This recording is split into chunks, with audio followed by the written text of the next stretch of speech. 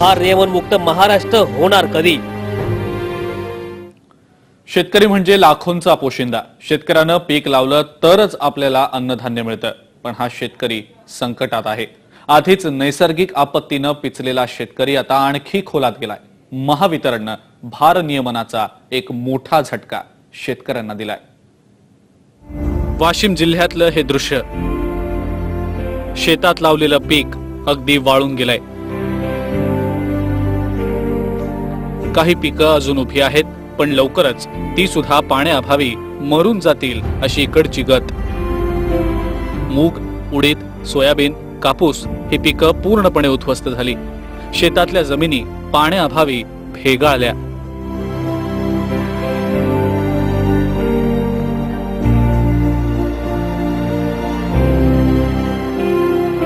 आधीच अस्मानी संकटानं नुकसान केलं आणि आता महावितरण मुळावर उठलंय। सिंचनाचा अभाव असलेल्या वाशिममध्ये बोटावर मोजण्या इतपत शेतकऱ्यांनी रब्बीची तयारी केली, पण भारनियमनानं शेतकऱ्यांच्या त्या आशेवर देखील पाणी फिरलं। 3 वर्ष झाले लगातार झाले, पाऊसच नाही। पाऊस नाही तर नाहीच, पण इकून तिकून पाणी राहते विहिरीत नाही तर लाईन राहत नाही। 16 घंट्यातनी 8 घंटे लाईन राहत नाही। इकून तिकून राहिली बी तर ते तशी, जेव्हा पाणी राहते विहिरीत तेव्हा लाईन राहत नाही आणि पाणी राहते तेव्हा लाईन राहत नाही। त्याला काही इलाजच नाही। आता लाईनचं ज्यावेळेस पाणी होतं त्यावेळेस लाईन 8 घंटे चालायची, 8 घंटे चालू नाही। त्यात कसं की डबल आम्हाला त्याच्यातच पाणी द्यायचं काम पडत आहे। त्याच्यामुळे ते भिजवण काय झालं नाही आणि पाणी काय पुरलं नाही। पाणी उपसून ते पिकांना देण्यासाठी शेतकऱ्यांकडे वीजच नाही। भारनियमनाचा फटका पिकांना बसतोय। कुठे 8 ते 12 तास तर कुठे अगदी 16 तास भारनियमन असतं। जिल्ह्यातली पाण्याची पातळी कमालीची खालावली आहे। विहिरीचं पाणी 3 मजल्याच्या उंची इतकं खोलवर गेलंय। एवढ्या खोलवर गेलेलं पाणी उपसायचं कसं? पंप सुरू करायला वीज पुरवठाच नाही तर मग पिकांना पाणी तरी कसं द्यायचं? भारनियमनाचा फटका फार मोठ्या प्रमाणावर बसत आहे। त्याच्यामुळे जो काही आज जो शेतकऱ्यांचं नुकसान होत आहे त्यामध्ये भारनियमनाचा फार मोठा त्रास या शेतकऱ्यांना सोसावं लागत आहे।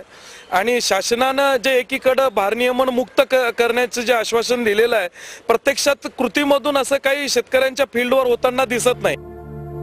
खरीप पिकं हातची गेली तेव्हा रब्बी पिकांपासून तरी थोडंफार उत्पन्न मिळण्याची शेतकऱ्यांना आशा होती, पण महावितरणच्या अघोषित भारनियमनामुळे गहू, हरभरा, हळद ही रब्बी पिकं वाया गेल्यातच जमा आहेत। खतं आणि बियाणांचा खर्च सुद्धा यात निघणार नाहीये। निसर्गाच्या या पाण्याच्या परिस्थितीला वगैरे तात्काळ कोणी काही करू शकणार नाही, परंतु जे काही थोडंफार शेतकऱ्यांकडे पाणी आहे ते सुद्धा त्यांना व्यवस्थित त्या पिकांना देता येत नाही। त्याचं कारण असं आहे की लोड शेडिंग, जे इलेक्ट्रिकचा सप्लाय आहे, बहुतेक शेतकरी सर्व त्या इलेक्ट्रिकवर डिपेंड आहेत आणि ते इलेक्ट्रिक सप्लाय त्याच्यामध्ये जे लोड शेडिंग असतं त्याच्यामुळे शेतकऱ्यांना ते व्यवस्थित पाणी देता येत नाही।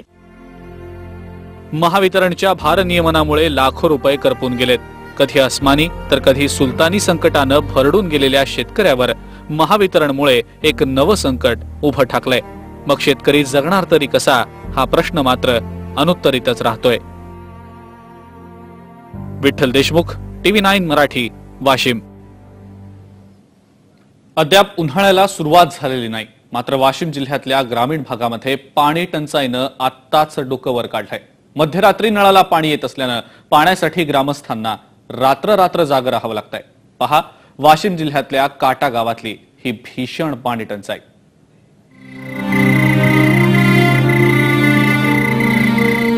मध्यरात्रीची वेळ, बाहेर कडाक्याची थंडी पडलेली, मात्र ही शाळकरी मुलं केवळ पाणी भरण्यासाठी नळावर आली आहेत। नळावर पाणी भरण्यासाठी लांबच लांब रांग, त्यातच नळाला देखील अगदी बारीक धार। त्यामुळे ही मुलं असो किंवा महिला, यांना रात्रभर केवळ पाणी भरण्यासाठी जागं राहावं लागतंय। हे चित्र आहे वाशिम जिल्ह्यातल्या काटा गावातलं। इथे ना कोणाला अभ्यासाची चिंता आहे, ना बाहेर पडणाऱ्या थंडीची चिंता। केवळ पिण्यासाठी पाणी मिळावं यासाठी या सर्वांचा हा खटाटोप सुरू आहे। सायकल किंवा मिळेल ते वाहन, नाहीच काही मिळालं तर पायीच पाण्याचं गॅलन घेऊन पाण्यासाठी यांची कसरत सुरू आहे। या ठिकाणी एकच टाकी आहे सध्या अवेलेबल, तर या टाकीवरती पूर्ण गावातील लोक जे येतात ते पाणी भरण्यासाठी येतात। तर यामुळे या ठिकाणी गर्दी भरपूर होती आणि सध्या थंडीचे दिवस येतात, तर थंडीचे दिवस असल्यामुळे या ठिकाणी रात्री कडाक्याची थंडी पडत आहे। दिवसभर काम करून येणारा जो शेतकरी आहे या ठिकाणी रात्री थंडीमध्ये पाण्यासाठी येत आहे। तर 2, 3, 4 कधी कधी 5ही वाजतात त्या ठिकाणी पाणी भरण्यासाठी. वाशिम जिल्ह्यातल्या ग्रामीण भागात भारनियमनामुळे दिवसभर वीज नसते, त्यामुळे गावात रात्रीच पाणी येतं. पाण्यासाठी लांबच लांब रांगा असल्यानं जेव्हा पाणी भरायचा नंबर येईल तोपर्यंत महिलांना इथेच वाट बघत थांबावं लागतं. कधी 3 तास तर कधी 4 तासांना त्यांचा नंबर लागतो, तर कधी कधी नळ गेल्यानं पाणी न भरताच परतावं लागतं. मात्र प्रशासनाकडून अजूनही पाण्याची पर्यायी व्यवस्था करण्यात आलेली नाही. पाण्याच्या टंचाई असल्यामुळं लाईट जर नाही तर पाणी नाही.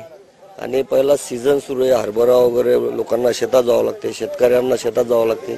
तिकडून दिवसभर काम करून आल्यानंतर परत पुन्हा इथं पाण्याच्या टाकीवर लाईनमध्ये उभं राहणं. स्त्रियांना तर भरपूर त्रास आहे, कारण शेतातून येऊन नंतर स्वयंपाक करणे, लेकरांना सांभाळणे, त्यांचं जो काही गृहपाठ दिला असेल शाळेतून तो करणं. पाण्याच्या समस्येमुळे लहान मुलामुलींना शिक्षणाचा पाठ गिरवण्याऐवजी पाणी भरण्यासाठी कसरत करावी लागते. रात्री अभ्यास करावा की पाणी भरावं हा प्रश्न त्यांच्या समोर उपस्थित झालाय. कॉलेजमधून आल्यानंतर संध्याकाळी 6 वाजता पाण्याला यावं लागते इकडे. रात्री 12-1 वाजेला पाणी भरावं लागते इकडे. अभ्यास काही होत नाही आमचा. पाण्यामुळे फार टंचाई चालू आहे, काटा लोडशेडिंगमुळे. गेल्या 3-4 वर्षांपासून विदर्भात पाऊस कमी झालाय, त्यामुळे विदर्भात पाण्याचा प्रश्न गंभीर होत चाललाय. केवळ काटा गावातच नाही तर वाशिम जिल्ह्यातल्या अनेक गावातली परिस्थिती यापेक्षा काही वेगळी नाही.